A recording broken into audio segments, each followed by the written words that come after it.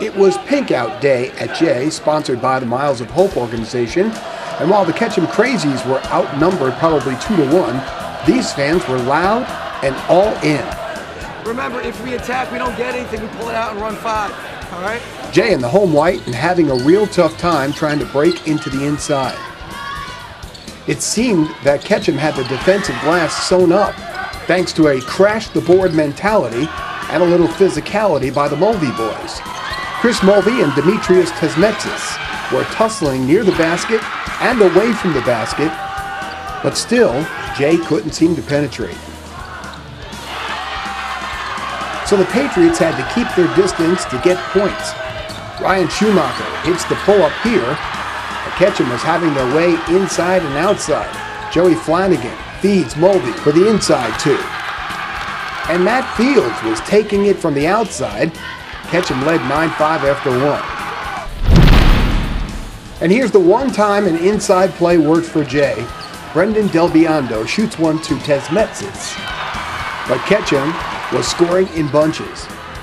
And Tim Riley was exploding for 8 points in the second quarter alone. Ketcham was going inside, outside. Del Biondo hits one of the team's 4 3-pointers in the first half for Jay. In the second half, the Ketcham Crazies got crazier. And so did Joey Flanagan. He hits his first 3-pointer of the game and finished with 13 points overall. Steve Turry had 11 points for Jay. But Ketcham was loading up from everywhere. Jordan Bishop dials a long distance. And Ketcham was building up a 27-19 lead. The one bright spot for Jay was the play of sophomore Ryan Schumacher. Coming off the bench to fill in for the many Jay injuries, Schumacher was scoring, rebounding, and led the team with 12 points. But Ketcham had this one in hand, 55-40 the final.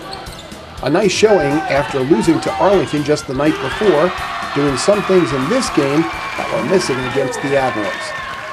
We did a great job rebounding today. Plain and simple, we boxed out today and we controlled the defensive glass. What did you see that you liked tonight?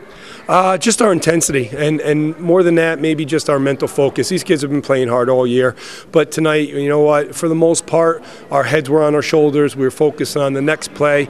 And what I also liked, and what we talked about at the beginning of the game during our pregame meeting, was just playing carefree, going back to the days when we were shooting in the driveway when we were younger, playing during CYL time when we didn't put pressure on ourselves. We just went out there and had fun. And I think a lot this year, there's a lot of some expectations placed on us, and I think we've been trying to live up to those expectations when we should just go out there and just play for each other and play for fun. What did you see tonight that you didn't see last night? Rebounding. Last night we let up probably like 30 offensive rebounds. Today was 4, so huge improvement, and I was so happy with our big men. How about the crowd and the Jay crowd, your Ketcham fans? You're not at Ketcham, you're on the road in a hostile environment. You hear that stuff as you're playing? Yeah, actually before the game I heard them yelling Flanagan probably 50 times at me. But I love it. It's just great. Our crowd is amazing. I love the Crazies, and Jay, they were good today too. So. How difficult was it for you guys to turn around in like 12 hours and play again in an intense game? Just the Jay rivalry, that's it. Just playing Jay, gets everyone motivated to do their best and stuff. So just playing Jay is good. We were just looking over the book, and you can't score 9 points in a quarter and expect to win a varsity basketball game. I think that's really what it is. Two things: we can't score, and I think they wanted a little bit more than we did.